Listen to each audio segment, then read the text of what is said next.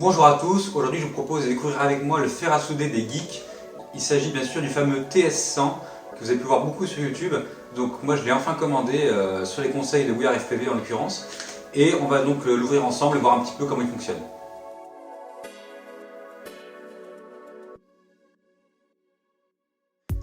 Alors, pour ce qui est du packaging du fer à souder, il est plutôt joli, on dirait un peu un bijou, je crois, un bijou bas de gamme, un bijou quand même. Du coup, on va l'ouvrir ensemble, je vais chercher un cutter et on s'occupe de ça. En plus, il y aura donc le petit câble pour brancher la lipo qui se présente comme ça, donc l'alimentation qui va sur le fer et ensuite la prise qui va sur nos lipos de 3 à 6S, je crois. On vérifiera ça sur les specs du fer. On va donc s'occuper du packaging de ce fer à souder.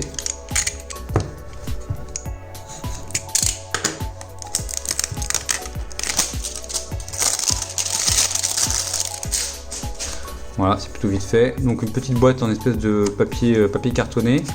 Et donc on peut le faire coulisser à l'intérieur. Voilà. Donc là, ne me demandez pas ce qui est écrit, je ne le sais pas. TS100. Donc le moins intéressant en premier, là, doit être tout simplement la notice qui reprend un petit peu les codes d'Apple là-dessus.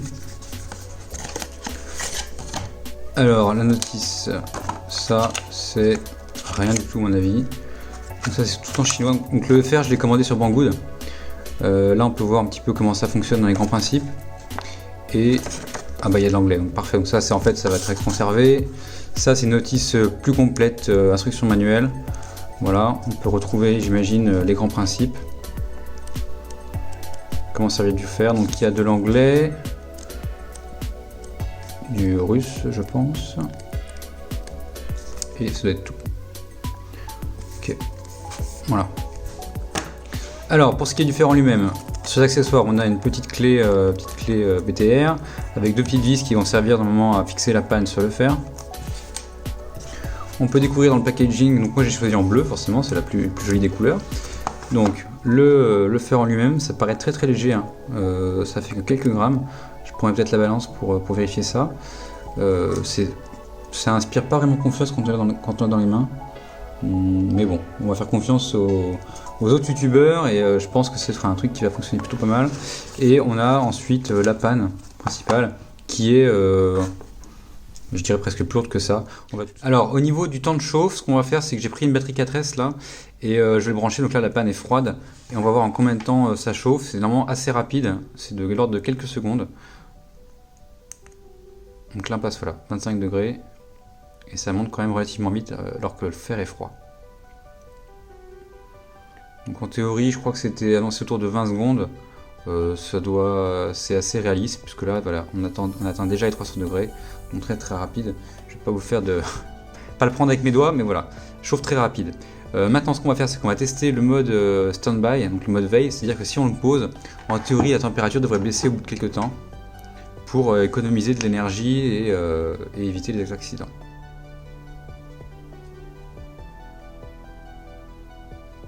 Donc voilà, ce qui vient de se passer, c'est qu'au bout de 3 minutes, le fer se met en mode standby. Et comme vous pouvez le voir, l'icône sur la droite a changé et la température va décroître jusqu'à 200 degrés. Donc 200 degrés, je trouve ça encore personnellement assez élevé. Donc je vais modifier ça dans les paramètres. Je ferai peut-être une autre vidéo là-dessus. Mais pour que ça descende un petit peu plus, il faut savoir que le fer peut chauffer entre 100 et 400 degrés. Donc là, ça passe de 300 en mode soudure par défaut à 200 en mode standby. Ce qui, comme je vous l'ai dit, je trouve assez élevé. Donc là, en mode standby, ce qui va se passer, c'est qu'il va se mettre à 200 degrés. Voilà. Et donc, si je le reprends dans les mains, en théorie, il devrait se remettre à chauffer. Voilà, donc il remonte instantanément. Les petits accéléromètres dans le fer, et donc voilà, 300 degrés, c'est très rapide. Donc voilà, c'est pour ça que c'est dommage d'attendre 3 minutes, parce qu'en fait, pour moi, 30 secondes ou 1 minute, c'est amplement suffisant pour mettre en mode standby. C'est-à-dire, on le pose, on fait quelque chose d'autre sur le modèle qu'on est en train de modifier, et on le reprend, ça rechauffe, ça paraît parfait. Donc, on va un peu regarder si on peut modifier certaines choses dans les paramètres. Donc là, c'est la température du fer pour souder. On peut monter, voilà, non, jusqu'à 400. Exactement. Alors, je sais pas comment on valide, mais peut-être les deux boutons classiques. Voilà, donc là on a mis le fer à 400 degrés, c'est quand même assez chaud. Donc là on va le descendre. à 300.